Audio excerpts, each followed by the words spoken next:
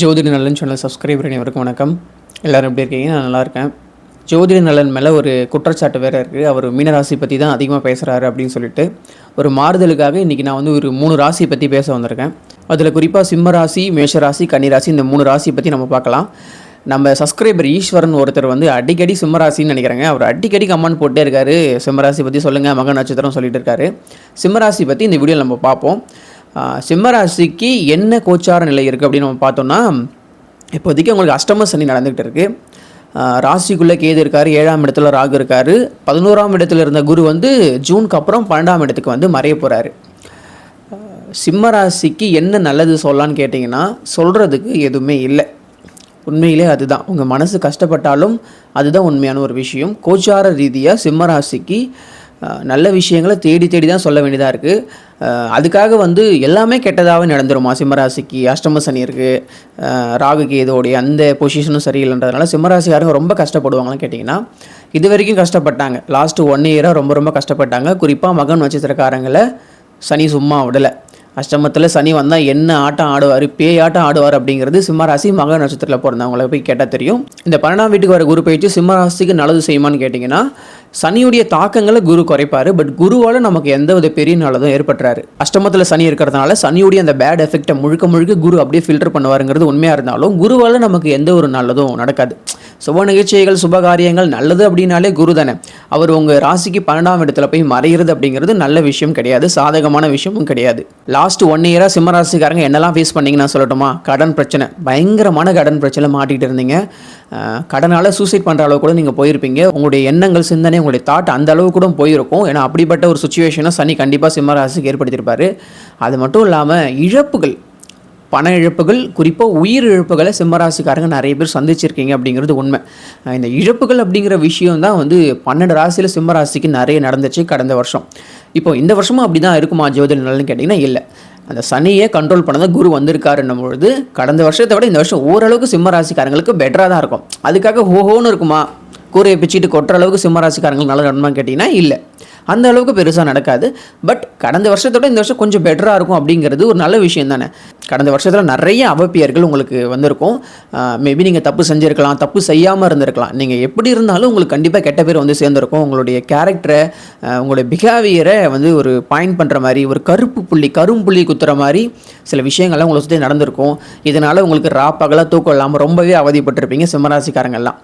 சிம்மராசிக்காரங்களுடைய நிலைமை இப்படி தான் கடந்த வருஷம் வரைக்கும் இருந்திருக்கு. இதுக்கப்புறம் சிம்மராசிக்கு என்ன மாதிரியான விஷயங்கள் எல்லாம் ஏற்படும் அப்படின்னா, இப்போ நீங்கள் ஒரு இடத்துல ஒர்க் பண்ணிட்டு இருக்கீங்க அப்படின்னா, இப்போ இந்த 12ஆம் வீட்டுக்கு குரு வராரு இல்லையா, அவர் நீங்கள் இருக்கிற இடத்த மாற்றுவார். சப்போஸ் வேறு ஒரு நல்ல ஆஃபர் வரலாம், நல்ல ஜாப் கிடைக்கலாம். இப்போது நீங்கள் சொந்த ஊரில் வேலை பார்த்துட்டு இருப்பீங்க, அந்த ஜாப் சாட்டிஸ்ஃபேக்ஷனாக இல்லாமல் இருந்துச்சுன்னா வெளியூரில் வேறு ஏதாவது புது ஜாப் கண்டிப்பாக கிடைக்கும். குரு இந்த மாதிரி உங்களை இடம் மாற்றுறதுக்கான நிறைய விஷயங்களை அவர் செய்வார். அதே நேரத்தில் இந்த ராகு கேதுடைய ஒரு ஷிஃப்ட்டும் நடக்க இருக்குது இந்த வருஷத்தோட எண்டு. இது ரொம்ப நல்ல விஷயம் சிம்மராசிக்கு. உங்கள் ராசியில் இருந்த கேது 12ஆம் வீட்டுக்கு போக போகிறன்றதுனால ரொம்ப அற்புதமான ஒரு விஷயம். இது எப்போ நடக்கும்னா, இந்த வருஷத்தோட எண்டில் தான் இந்த ராகு கேது பெயர்ச்சி இருக்குன்றதுனால மேபி அடுத்த வருஷத்தில் அதுக்கான பிரதிபலன்கள் எல்லாம் உங்களுக்கு கிடைக்கும். நீங்கள் அதை ஃபீல் பண்ணுவீங்க. இந்த வருஷம் அப்படிங்கிறது ஓரளவுக்கு ஒரு ஆவரேஜாக தான் போகும் சிம்மராசிக்காரங்களுக்கு. பெரிய முடிவுகள் எதுவும் எடுக்காமல் இருக்கிறது ஒரு நல்ல விஷயமா இருக்கும். முக்கியமாக பணம் விஷயம் தாங்க. நீங்கள் பணம் விஷயத்தில் மட்டும் உஷாராக இருந்துட்டீங்க, கேர்ஃபுல்லாக இருந்துட்டீங்க அப்படின்னா இதனால் பெரிய அளவிலான பாதிப்புகள் உங்களை நெருங்காது. நீங்கள் இந்த காசு விஷயத்தில் ரொம்ப கராராக இருக்க வேண்டியது முக்கியம். நல்லா ஞாபகம் வச்சுக்கோங்க, சிம்மராசிக்காரங்க பணத்தின் மீது ஒரு கண்ணை வச்சுக்கோங்க. காசு நிறைய உங்ககிட்ட இருந்து இப்போ செலவாகிறதுக்கு, கரையிறதுக்கு, வீணாக வெட்டியாக கரையிறதுக்கு எல்லா சுச்சுவேஷனும் இப்போ ஏற்படும். உங்கள் ஹெல்த்தில் இப்போ ப்ராப்ளம் வர மாதிரியான சுச்சுவேஷன்லாம் நீங்கள் ஃபீல் பண்ணுவீங்க. ஆனால் உங்கள் ஹெல்த் கண்டிஷன் பெருசாக அஃபெக்ட் ஆகாது. பட் உங்கள் மனசுக்குள்ளே நீங்கள் அதை நினச்சி உங்களுக்குள்ளே ஒரு ஃபியர், ஒரு ஆன்சைட்டி உருவாயிடும். நமக்கு ஏதாவது இருக்குமோ, இப்படி இருக்குமோ, அப்படி இருக்குமோ, டெஸ்ட் எடுத்தால் இப்படி சொல்லிடுவாங்களோ, அப்படி சொல்லிடுவாங்களோ, இந்த டிசீஸ் இருக்குமோ, அந்த டிசீஸ் இருக்குமோ, இப்படி உங்கள் உடல் ரீதியாக எந்த பிரச்சனை இருக்காது. நீங்கள் ஹாஸ்பிட்டல் போனீங்க அப்படின்னா ஒரு சின்ன பிரச்சனை தான் இருக்கும், பயப்பட வேணாம் சொல்லிட்டு டாக்டரை சொல்லி அனுப்பிச்சிருவாரு. ஆனால் நீங்கள் இதை நினச்சி பெரிய பிரச்சனை நடந்துருமோ நினச்சி அது உங்களுக்கு மேலும் பெரிய பிரச்சனை ஏற்படுத்துறதுனால உடல் ரீதியாக இருக்கக்கூடிய இந்த பயம் இருக்கு இல்லையா, அதுலேருந்து கொஞ்சம் வெளியில் வாங்க. பெருசாக அஃபெக்ட் ஆகிட மாட்டீங்க. உங்கள் ஹெல்த்து கண்டிப்பாக பெருசாக டேமேஜ் ஆகிடாது. கண்டிப்பாக ஆனால் பிரச்சனை இருக்கும். நான் சொல்லியிருக்கேன், ஹெல்த்து கண்டிப்பாக டேமேஜ் ஆகும். நீங்கள் நினைக்கிற அளவுக்கு மிகப்பெரிய குணப்படுத்தவே முடியாத அளவுக்கான டிசீஸில் போய் மாட்டிப்பீங்கன்ற அளவுக்குலாம் சிம்மராசிக்காரங்களுக்கு இல்லை. நீங்கள் அந்த அளவுக்குலாம் பயப்பட வேண்டிய தேவையே கிடையாது. ஏன்னா உங்களுக்கு குணப்படுத்தவே முடியாத ஒரு டிசீஸ் வருது, அது உங்கள் ஜாதக ரீதியாக, தசாபுத்தி ரீதியாக தான் நடக்கும்.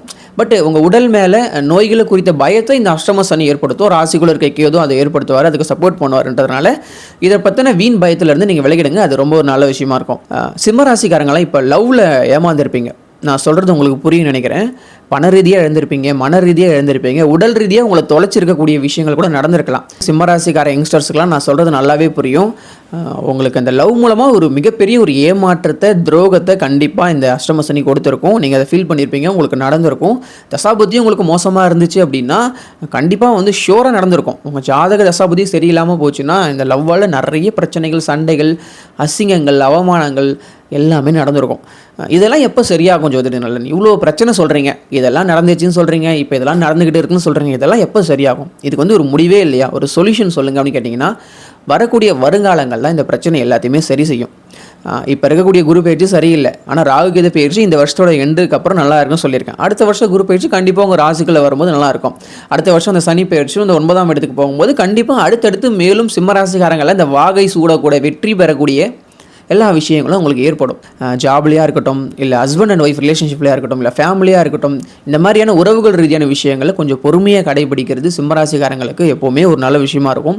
நீங்கள் அவசரப்பட்டு ஒரு வார்த்தையை விடும்போது சரி, இல்லை ஒரு செயலை செயல்படுத்தும் போது சரி, அதனால் ஏற்படக்கூடிய பின் விளைவுகளிலிருந்து நீங்கள் வந்து கண்டிப்பாக எஸ்கேப் ஆகலாம். சிம்மராசிக்காரங்களுக்கு அவங்கள அறியாமலேயே அவங்களுக்குள்ள ஒரு பயம் வந்து இப்போ வந்து ஸ்ப்ரெட் ஆகியிருக்கு. அந்த பயம் வந்து இது மேலே நம்ம வந்து பாயிண்ட் பண்ணி சொல்லிட முடியாது. பட் அவங்களுக்குள்ள ஏதோ ஒரு ஃபியர் இருந்துக்கிட்டே இருக்குது. நீங்கள் நல்லா உங்கள் மனசுக்குள்ளே போய் பாருங்கள். இதுக்கு முன்னாடி நீங்கள் பெருசாக ஒரு சில விஷயங்கள்லாம் பார்த்து பயந்துருக்க மாட்டீங்க. பட் இப்போ வந்து உங்களுக்குள்ள ஏதோ ஒரு பயம் இருந்துக்கிட்டே இருக்கும். இதை பண்ணால் இப்படி ஆகிடுமோ, தப்பாக முடிஞ்சிருமோ, நமக்கு இதனால் கெட்ட பேர் வந்துருமோ, நஷ்டம் வந்துருமோ, இழப்பு வந்துருமோன்னு சொல்லிட்டு ஒரு சின்ன பயம் இருந்துக்கிட்டே இருக்கும். ஒரு கலக்கமான ஒரு மனநிலை உங்களுக்கு இப்போ இருக்கு இல்லையா? இந்த மனநிலை வந்து அடுத்து வரக்கூடிய வருஷங்களை கண்டிப்பாக குறையும். கம்ப்ளீட்டாக உங்களை விட்டு போயிடுமான்னு கேட்டிங்கன்னா அது உங்கள் ஜாதகம் தான் முடிவு பண்ணும். ராசிப்படி கண்டிப்பாக அடுத்து வரக்கூடிய வருஷங்களில், மாதங்களில் அது கொஞ்சம் கொஞ்சமாக தீர்றதுக்கான வாய்ப்புகள் இருக்குது. சிம்மராசிக்காரங்க எல்லாருமே வேலையில் முக்கியமாக கவனமாக இருக்கணும். ஹெல்த்தை கண்டிப்பாக பார்த்துக்கணும். உங்களை சுற்றி இருக்கக்கூடிய மனிதர்கள்கிட்ட கண்டிப்பாக உஷாராக இருக்கணும். இது வந்து உங்களை விட்டு தொலைகிறதுக்கான வாய்ப்புகள் இருக்குது. ஜஸ்ட் ஒரு வாய்ப்பு தான் இருக்குது. 100% எதுவும் நடந்துடாது. நீங்கள் வந்து தைரியமாக இருக்கலாம். மீனராசி போல் சிம்மராசி பற்றி நிறைய பேசலாம். ஆனால் மீனராசி கொடுக்குற ஒரு சப்போர்ட் வந்து சிம்மராசிக்காரங்க கிட்ட இருந்து எனக்கு வருதான்னு கேட்டிங்கன்னா இல்லை. பட் சிம்மராசிக்காரங்க சைட்லேருந்து எனக்கு எந்தவித ஒரு பாசிட்டிவான ஒரு கமெண்ட்டோ ஒரு பதிலோ வர்றதில்லை. நீங்கள் என்ன உத்வேகப்படுத்தினீங்க அப்படின்னா நான் சிம்மராசி பற்றி நிறைய பேசுவேன். கண்டிப்பாக நிறைய நல்ல நல்ல விஷயங்கள் நான் சொல்லுவேன். இப்போ இருக்கக்கூடிய இந்த குரு பயிற்சி சிம்மராசிக்கு ஓரளவுக்கு ஆவரேஜாக தான் இருக்குது. ரொம்ப மோசமாக இருக்கா ஜோதிட நல்லன்னு கேட்டிங்கன்னா இல்லை, கண்டிப்பாக கிடையாது. இந்த குரு பயிற்சியால் இந்த கடன் வாங்கி வீடு கட்டுறது, இந்த மாதிரியான விஷயங்கள்லாம் நடக்கும். கடன் வாங்கி வந்து ஒரு 2 வீலர் வாங்குறது, இல்லை கார் வாங்குறது, இந்த மாதிரி விஷயங்கள்லாம் நடக்கும். ஹாஸ்பிட்டல் பக்கம் கொஞ்சம் அடிக்கடி போயிட்டு வரக்கூடிய சுச்சுவேஷன் ஏற்படுங்க. மருந்து மாத்திரை செலவு இதெல்லாம் கண்டிப்பாக ஆகும். உங்ககிட்ட இருக்க காசு நிறைய விரயமாகக்கூடிய விஷயங்களும் நடக்கும். பட் எதுவுமே பெரிய அளவுக்கு உங்கள் கையை விட்டு போயிடாது. நம்பிக்கையாக இருக்கலாம். இப்போது இந்த வருஷம் சிம்மராசிக்காரங்களுக்கு பெருசாக நல்லா இல்லை. கடந்த வருஷமும் அப்படி தான் இருந்துச்சு. கடந்த வருஷத்தோட இந்த வருஷம் கொஞ்சம் பரவாயில்ல, ஓரளவுக்கு நல்ல இம்ப்ரூவ்மெண்ட் இருக்கும். இந்த 2 வருஷமும் சிம்மராசிக்காரங்களோட வருஷம் கிடையாது. சிம்மராசியில் பிறந்த எல்லாருக்குமே இப்படி தான் இருக்குமான்னு கேட்டிங்கன்னா இல்லை. ஜாதகம் தான் வந்து ஒரு 70% தீர்மானிக்கும். இந்த கோச்சார பலன்கள்லாம் ஒரு பொது பலன்கள் நான் உங்களுக்கே தெரியும், நான் ஆல்ரெடி சொல்லிக்கிட்டு இருக்கன்றதுனால. பட் இப்படியே தான் இருந்துருவீங்களா காலம் முழுக்க கேட்டிங்கன்னா இல்லை. 12 ராசியும் தூக்கி சாப்பிட்ற அளவுக்கான ஒரு டைம் வந்து ஃபியூச்சரில் உங்களுக்கு வர இருக்குது. அதுக்கு சில வருஷங்கள் ஆகும், சில காலங்கள் ஆகும். பட் இப்போ இருக்கக்கூடிய கரண்ட் சுச்சுவேஷன் அப்படிங்கிறது கொஞ்சம் டல்லு தான் சிம்மராசிக்காரங்களுக்கு. அதை நம்ம அக்செப்ட் பண்ணிக்கிட்டு அதுக்கேற்ற மாதிரி நம்ம வாழ்க்கையை தகவமைச்சுக்கிட்டு ஒரு பொறுப்போட, ஒரு நிதானத்தோட, ஒரு விழிப்புணர்வோடு நம்ம வாழ்க்கையை அடுத்து வர ஒரு வருஷத்துக்கு நம்ம நகர்த்தும் பொழுது பெரிய அளவிலான பாதிப்புக்கு நம்மக்கிட்ட நெருங்காது. நம்ம ஒரு சேஃபாக இந்த 1 இயரை கடந்துடலாம்.